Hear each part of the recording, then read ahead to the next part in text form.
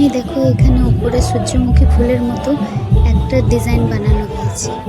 এছাড়া ভেতরে ঢোকার সময়তেই দেখতে পাবে লাইটগুলোর মধ্যে ফুলেরই ডিজাইন, এবং প্যান্ডেলের ভেতরেও শুধু ফুল দিয়ে সাজানো, যেন ফুলগুলো ফুটে নিচের দিকে ঝুলছে। দেখতে খুব সুন্দর লাগছিল। এছাড়া এখানে বাচ্চাদের ডান্স প্রোগ্রামের আয়োজনও করা হয়েছিল। আমরা বেশিগুলো দেখতে পাইনি, 2-3টে দেখেছিলাম। এরা সব থেকে বেশি ভালো ডান্স করেছিল, তাই এদের ভিডিও বানিয়েছিলাম।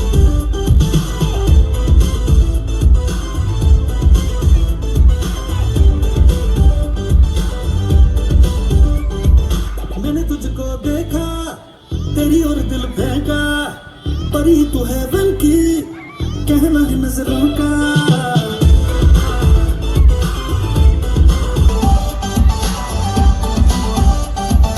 मैंने तुझको देखा तेरी और दिल फेंका परी तू है बन की कहना है नजरों का। এটা আমার বোন, আমার দিদি সেলফি নিচ্ছে। দুটো দিদি, মা এখানে দাঁড়িয়ে আছে, হাই করছে সবাইকে। এটা আমি। হাই গাইস, এবার আমরা এসে গেছি ভামুরিয়াতে। চলে দেখাই ভামুরিয়ার কীরকম সাজানো হয়েছে।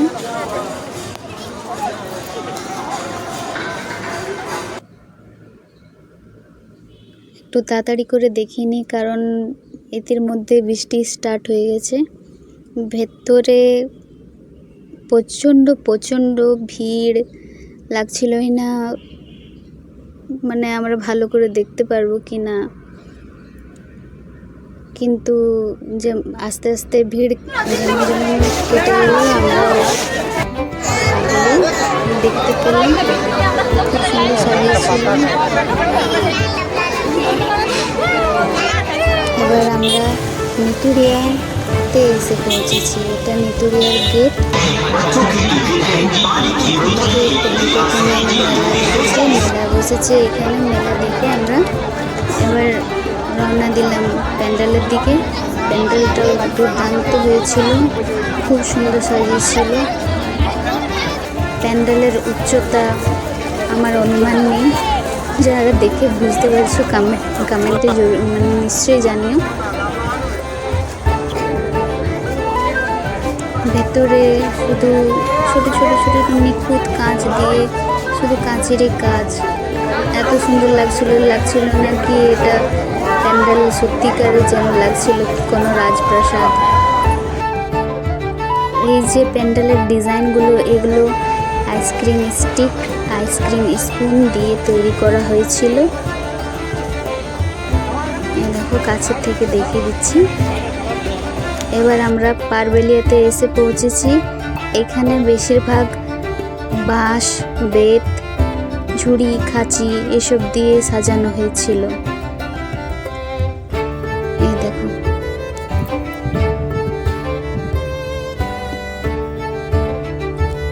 এখানেও আমরা খুব ভালোভাবে দেখতে পেরেছিলাম। এখানে খুব একটা ভিড় ছিল না, ফাঁকাই ছিল। এই দেখো বাঁশ দিয়ে কি সুন্দর বেঁধে সাজানো হয়েছে। এবার দেখো মায়ের রূপ, মায়ের মূর্তি কি সুন্দর ফুটে উঠেছে। এখানে মায়ের যে অলংকার, যে পোশাক আশাক সব কিছুই কিন্তু মাটির দিয়েই তৈরি। ভেতরটা খুব সুন্দর হয়েছিল, বেরোতেই মন চাইছিল না, খুব ভাল লাগছিল।